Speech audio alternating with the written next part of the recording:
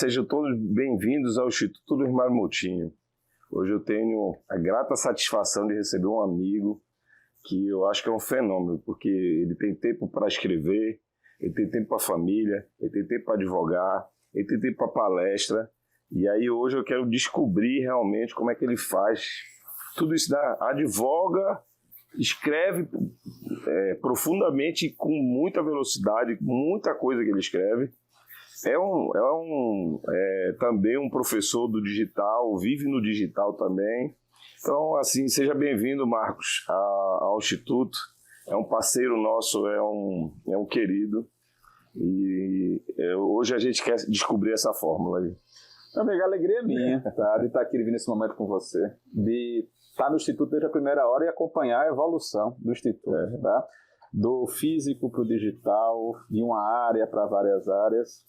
E quando eu encontro o Luiz Mário, eu costumo dizer o seguinte: na minha época de formação, terminando a faculdade, iniciando a vida profissional, se eu quisesse ter acesso a conteúdo, se eu quisesse ter acesso à especialização, eu precisava sair de casa. Eu precisava pegar um avião, precisava morar longe da família. Raramente você conseguiria, fazendo isso, trabalhar e estudar ao mesmo tempo. Você tem que fazer uma escolha. Para muita gente isso era uma escolha inviável, improvável, porque você precisava se bancar no local de destino. E hoje você tem condições de oferecer em Pernambuco um conteúdo que não deixa nada a dever, muito pelo contrário, para qualquer lugar do Brasil, tá? E com professores que vivenciam as áreas de atuação. Isso, para mim, fazer parte do Instituto, ter a possibilidade de colaborar nesses projetos, não tem preço. Verdade. O Luiz tem essa vontade realmente de manter o projeto, focar na qualidade. E o professor, para a gente, é o diferencial. A gente sabe da importância disso, de você trazer professores de fora, juntar com os professores daqui de Pernambuco, para que a gente possa realmente fazer esse modelo de metodologia investida, onde a gente trabalha com a prática aqui. Mas eu também estou desenvolvendo um projeto aqui no Instituto que é para a jovem advocacia. E aí eu comecei falando de você, dessa multitarefa, né, nesse mundo tão corrido.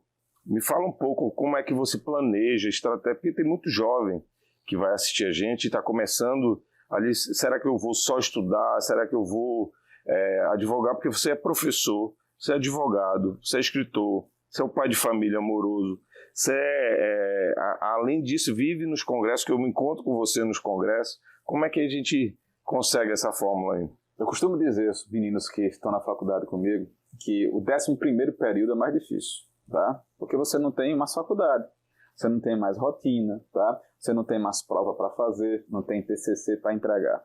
E aí você tem dois perfis de estudantes. Aquele que, quando está no meio do curso, já desperta e já busca um objetivo, se é uma carreira jurídica, se é uma atuação no escritório. Mas você tem uma grande maioria, tá, que foi seguindo o fluxo. Foi seguindo o fluxo e aí a ficha cai que você tem uma formação generalista. Isso vai ajudar você a se destacar, essa é a dificuldade, tá? A gente vive num momento que você precisa se destacar e você se destaca de duas formas. Ou no aspecto negativo, porque você não tem uma formação qualificada, ou no que a gente gosta no aspecto positivo. Você passa a ser reconhecido em uma atividade. Isso vai acontecer de uma hora para outra? Não. E aí, contornar essa ansiedade eu acho que é o mais difícil. A ansiedade de você ter uma resposta, a ansiedade de você ter um resultado positivo. Eu acho que a gente vai construindo e formação profissional e educacional é algo que você conquista e ninguém vai tirar de você, tá?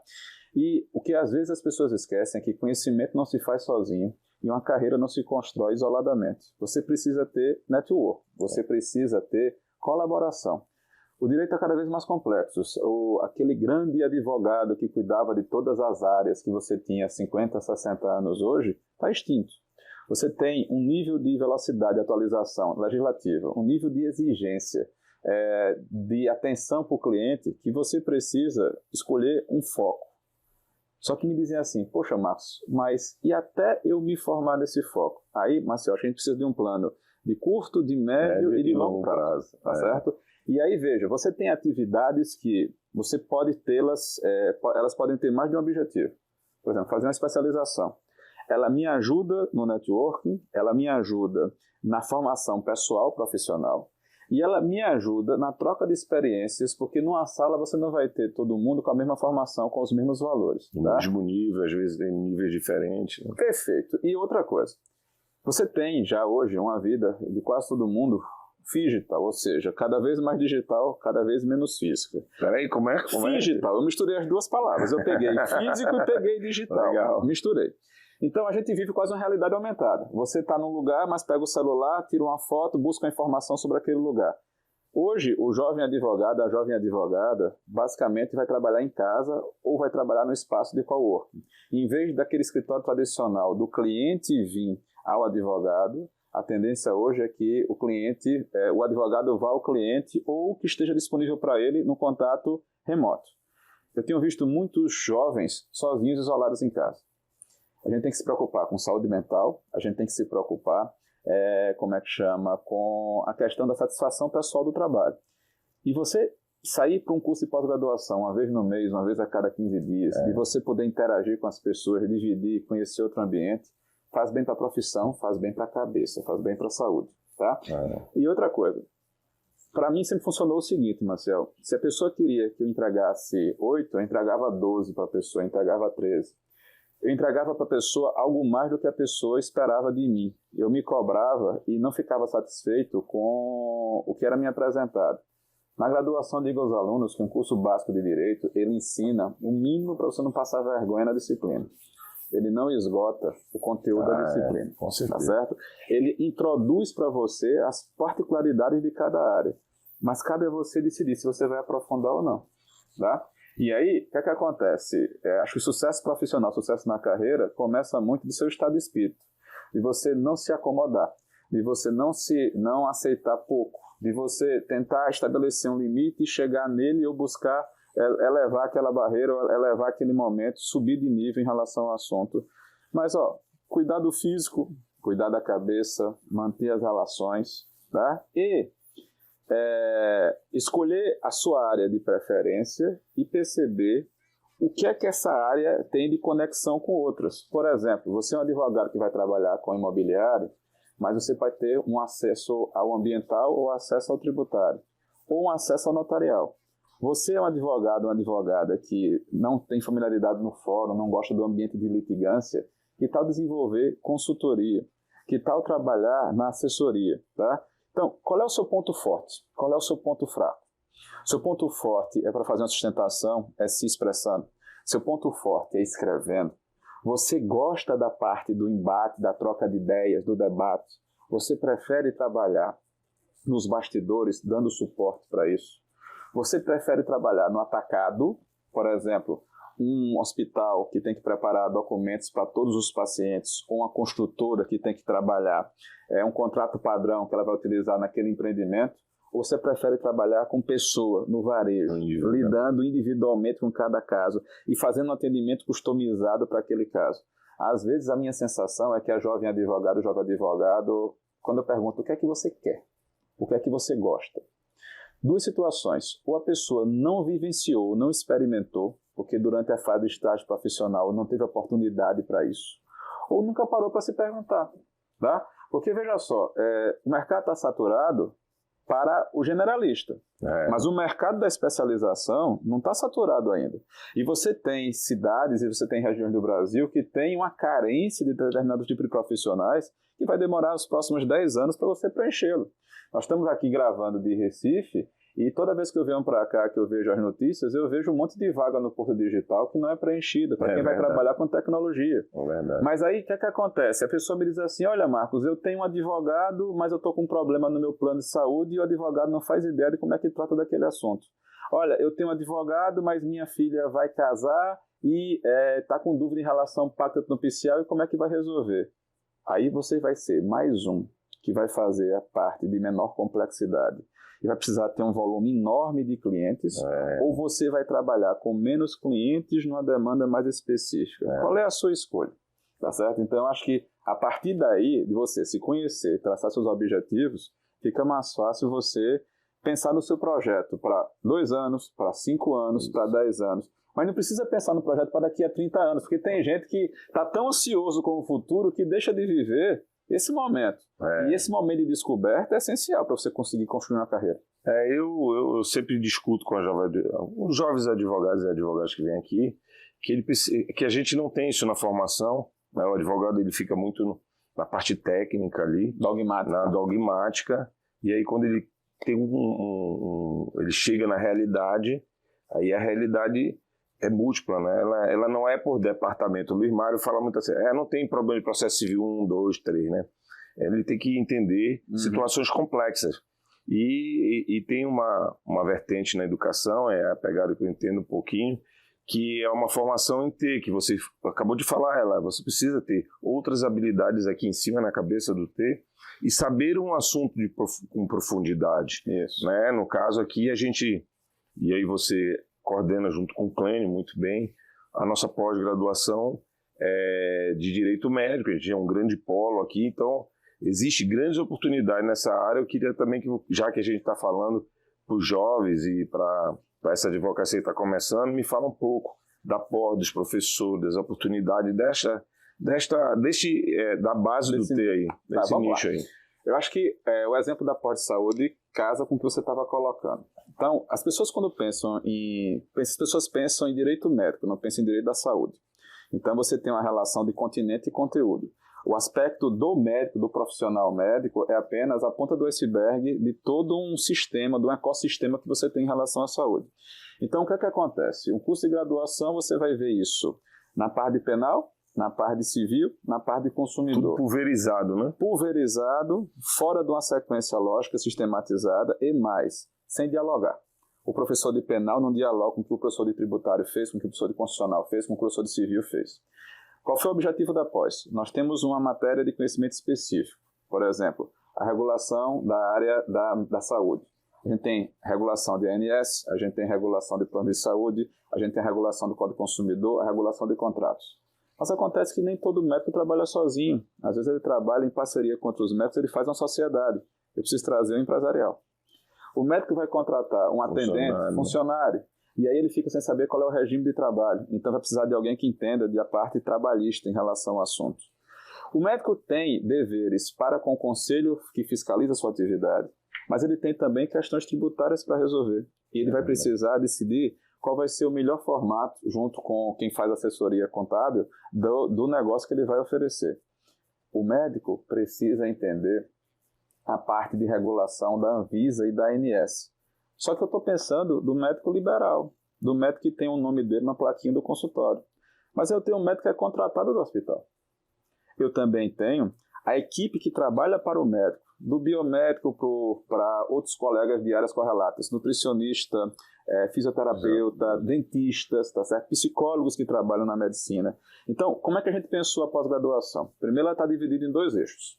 A gente tem direito médico, direito à saúde, e a gente tem saúde suplementar. Se você vai pegar uma população de mais de 200 milhões de habitantes, você tem aí menos de 1/4 da população brasileira que tem acesso a plano de saúde. Tá? Então, para a realidade de 3/4 da população, saúde significa 3 letras, SUS.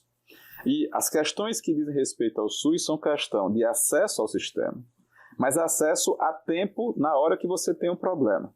São questões de limitações dependendo da região que você está. Então, o SUS não dá conta da demanda. O que acaba acontecendo é uma intensa judicialização nessa área. E aí a questão é estabelecer limites para a judicialização e a quem eu vou cobrar. Se eu bato na porta do município, se eu bato na porta da União, se eu bato na porta do governo estadual em relação a isso.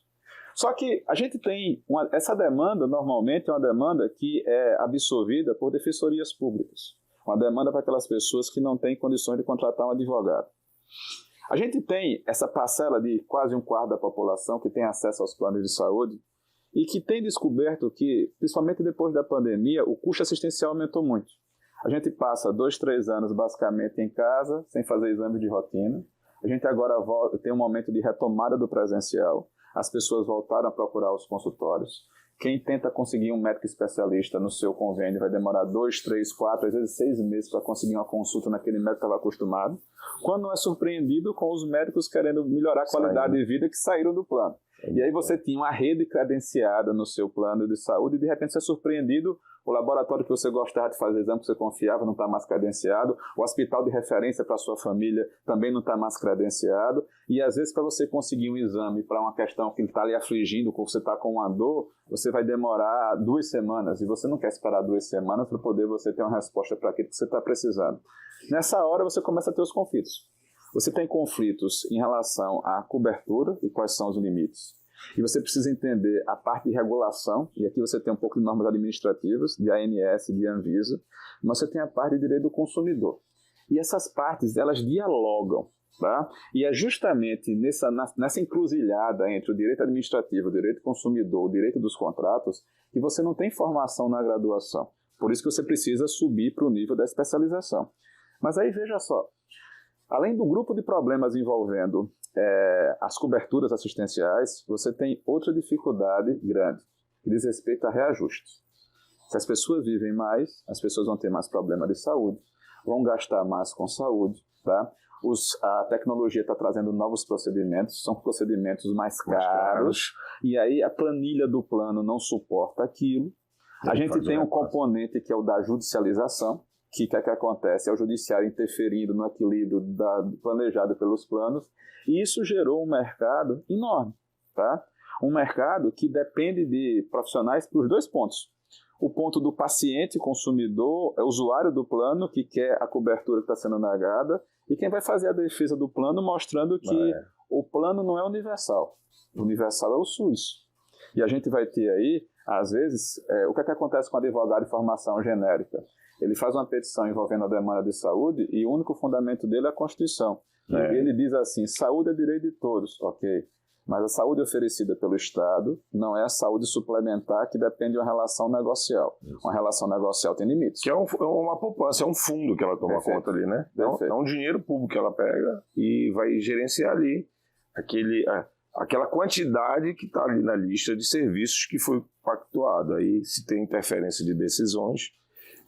Mas não é só isso, porque a gente agora tem um terceiro braço, que é a tecnologia. Sim. Então agora você começa... Que encarece o serviço. Né? Cirurgia tradicional custa X, cirurgia com robô custa 10X. Legal. Por que custa 10X? Porque além de investir no equipamento, eu tenho que investir na mão de obra. Não é barato formar o profissional que vai operar a máquina. E aí eu passo a ter outros problemas, porque antes o doutor ia lhe operar e a discussão era se o doutor tinha ou não utilizado o procedimento certo. Mas agora eu não sei se foi o equipamento que deu defeito, ou se foi o doutor que errou. Ou se a pessoa que formou o doutor não orientou o doutor corretamente em relação àquele assunto.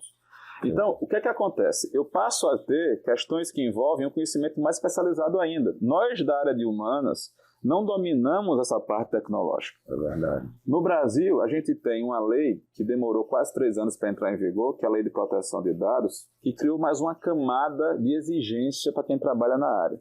Eu vou aqui falar de compliance. Eu vou tratar aqui a questão da conformidade com a legislação. O cuidado com a informação, desde a hora que você coleta, como você armazena e como você descarta a informação. Quem vai ter acesso à informação, por quê? Principalmente numa área que eu tenho que compartilhar dados.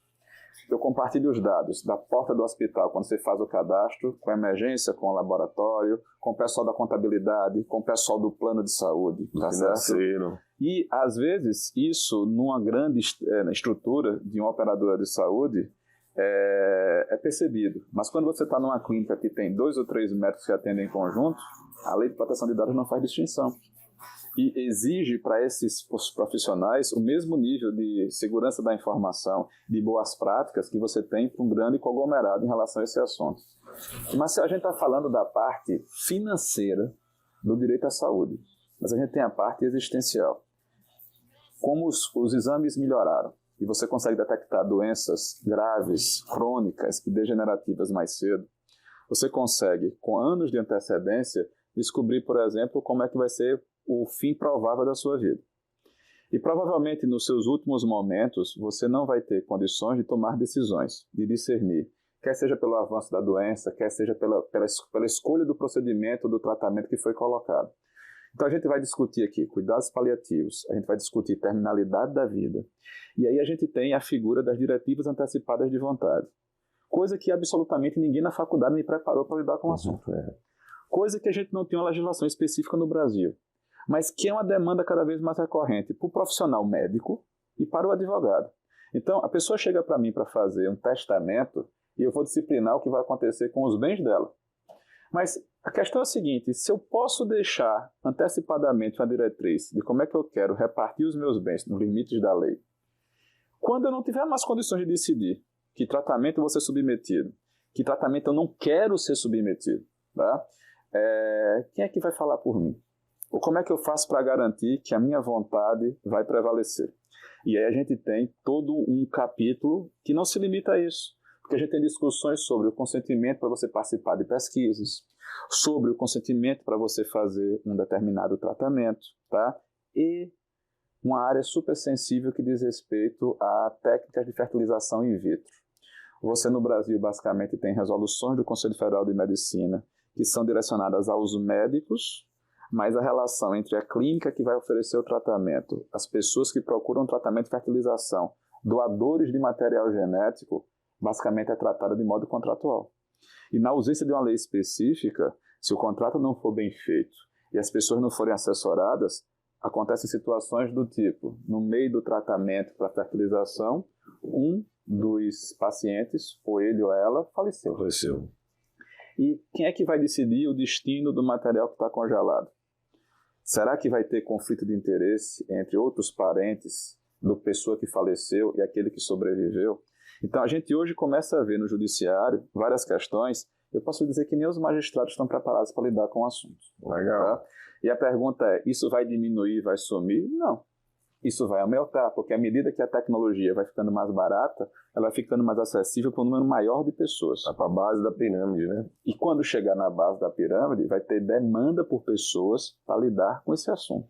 Tá? Então, vejam quantos desafios diferentes. Eu sempre pergunto assim, Marcos, isso tudo é contemplado na pós? Qual foi a ideia? A ideia é que você perceba como é que funciona o ecossistema da saúde. Então você passa dos dois eixos, o direito da saúde suplementar, o direito da judicialização da saúde. Você vai ter uma matéria específica sobre como é que a Anvisa entra nesse sistema, como é que os planos de saúde lidam nesse sistema, como é que você trabalha a legislação de proteção ao consumidor, os aspectos penais que acontecem quando o médico acaba causando um dano, intencional ou não intencionalmente, questões relativas a direito empresarial, direito do trabalho, proteção de dados, tecnologia envolvida com a área da saúde. Então, a ideia é mostrar para quem escolher verticalizar nessa área, quantos caminhos diferentes ele tem dentro de um setor. Setor, muita oportunidade aí, né? E aí, Marcelo, tem duas possibilidades. Pode ser o nicho principal de atuação profissional, ou para aquele que já tem um tempo de estrada e está cansado e está vendo o mercado saturado, ele abrir um novo braço de atuação para ele. Tá? Então, a ideia da pós é tentar dar um panorama do que está acontecendo. E essa pegada do Instituto de trazer o professor de fora, para que ele possa mostrar um pouquinho como está acontecendo lá fora e que tenha um conhecimento profundo daquele assunto específico, por exemplo, quando fala de SUS, por exemplo, do que está acontecendo ali, ele antecipa um pouco o futuro. Aquele negócio está acontecendo.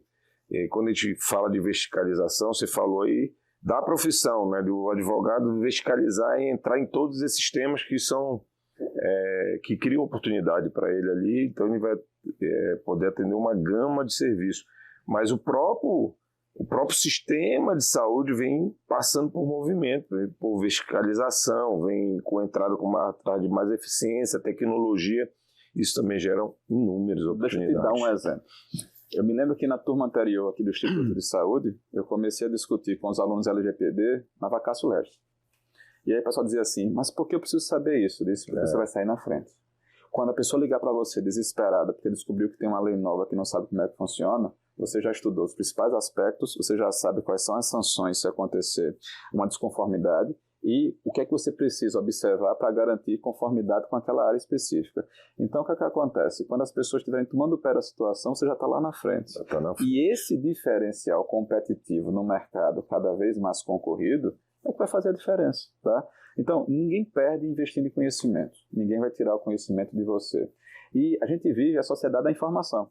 Se a gente já passou pela fase onde o importante era você ter uma máquina que produzia coisas em série, se a gente já passou pela fase onde se focava no serviço, hoje o conhecimento é que é o poder.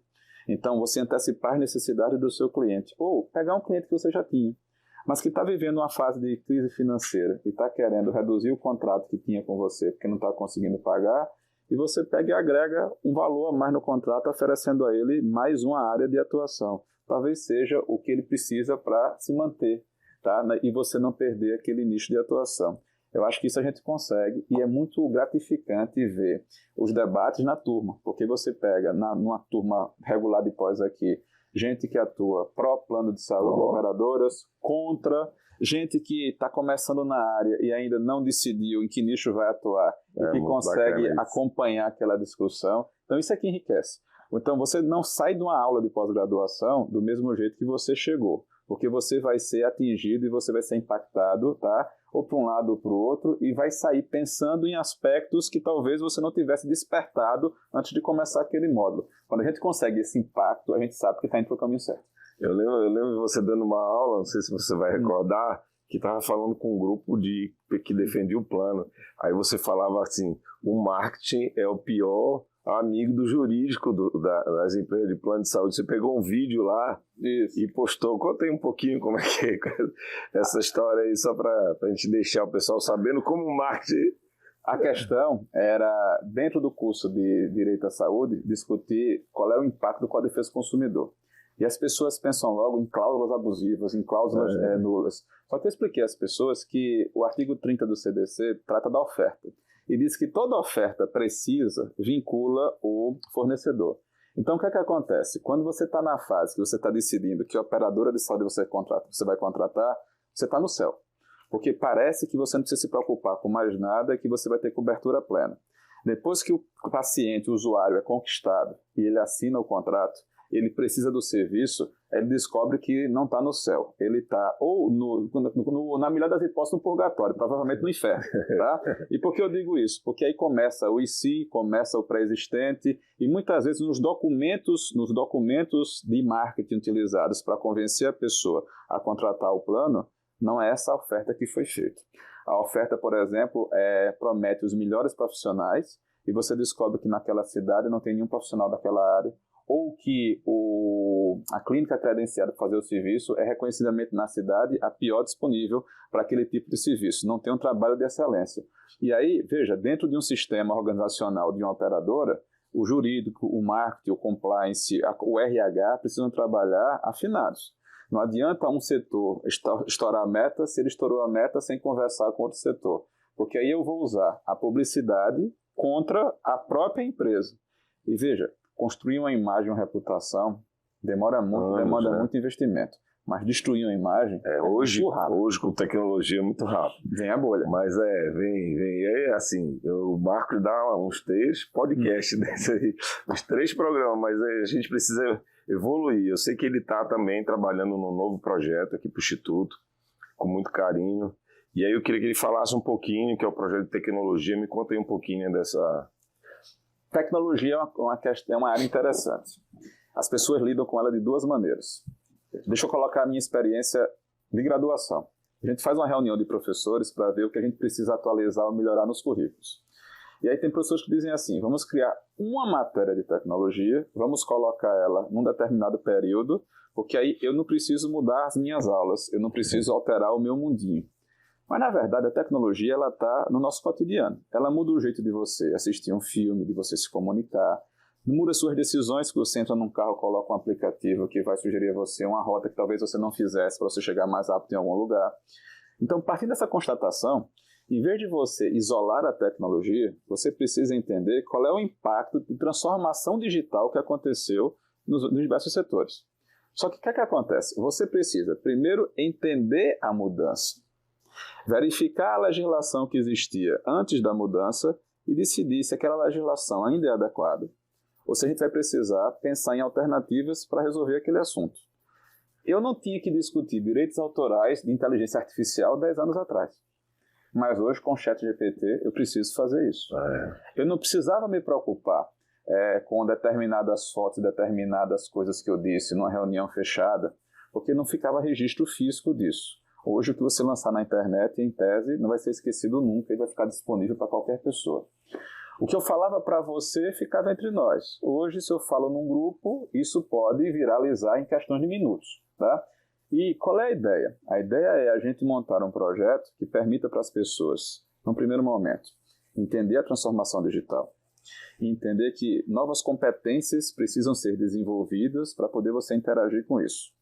E, ninguém vai ficar imune aos efeitos da tecnologia. Você pode escolher. Se você não vai querer evoluir e você vai ficar obsoleto, ou mais rápido ou mais devagar, mas vai ficar obsoleto. Ou se você vai querer acompanhar, tá? E decidir o nível de imersão que você vai querer nesse universo. Mas se você não conhece o universo e não conhece as potencialidades dele, você não consegue decidir até onde você quer ir. E aí, o que é que a tecnologia mudou no mundo dos contratos? O que é que ela mudou no mundo das relações familiares? Que tipo de situações de ilícitos passaram a existir utilizando ferramenta tecnológica que a gente não tinha previsão no Código Penal, por exemplo? Como é que a tecnologia interfere no jeito do juiz decidir o seu processo?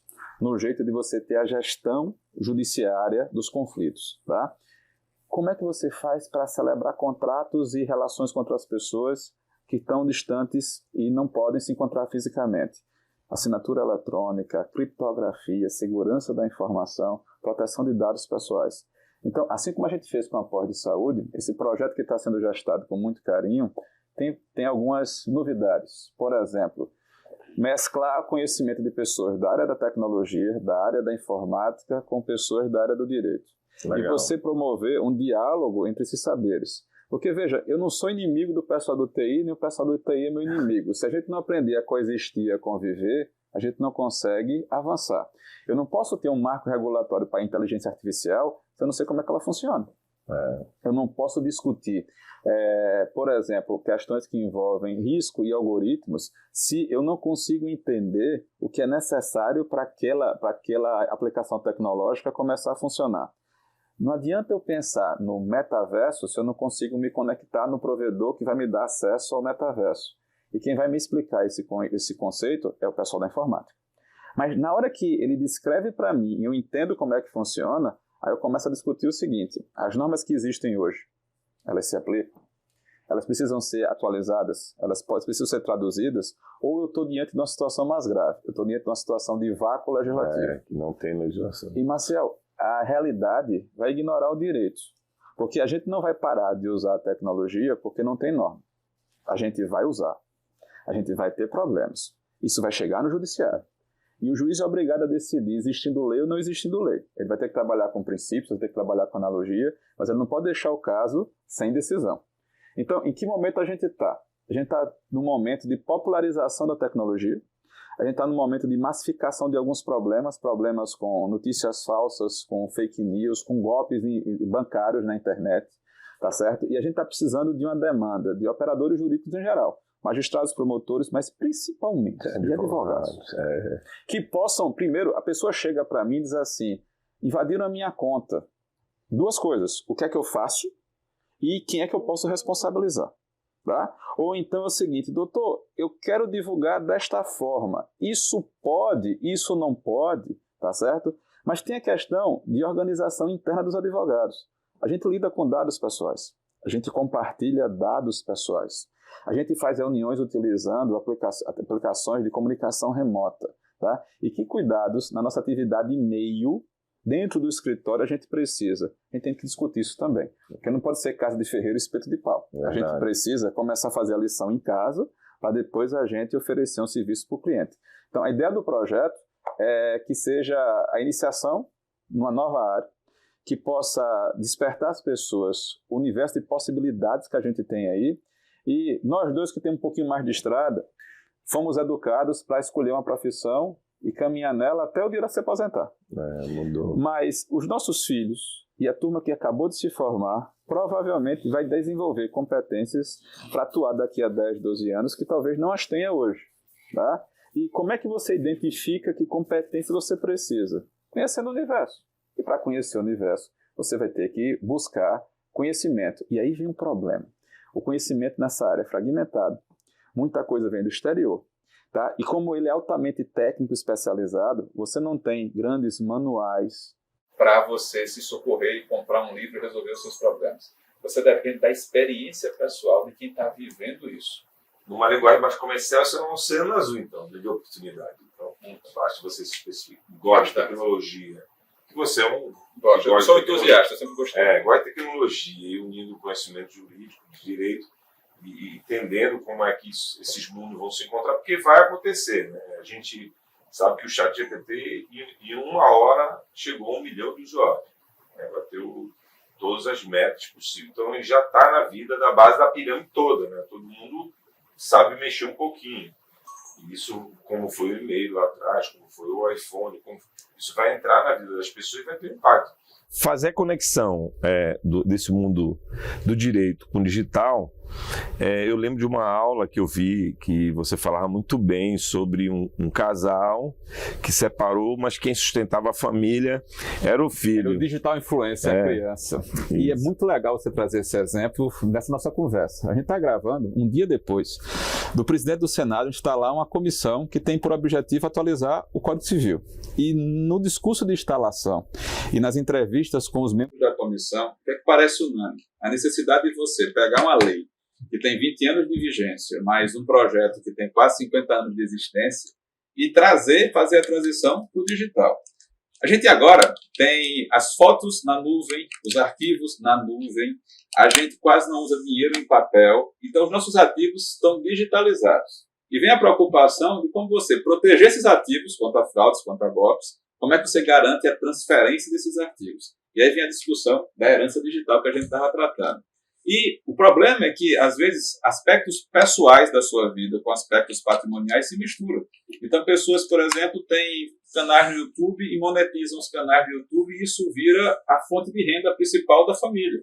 Algumas pessoas que perderam o emprego durante a pandemia passaram a empreender utilizando redes sociais como principal veículo de divulgação dos seus serviços e hoje não conseguem imaginar a vida sem isso. Qual é o papel do direito para proteger essa nova realidade? Isso é essencial para a gente debater nos dias de hoje e a demanda por isso é crescente. Então, isso quer dizer que vocês vão ter muita oportunidade nessa nova pós que o Marcos está elaborando para o Instituto e eu tenho certeza que vai ser outro sucesso. E vou convidá-lo para outros programas, que você tem assunto para vários programas.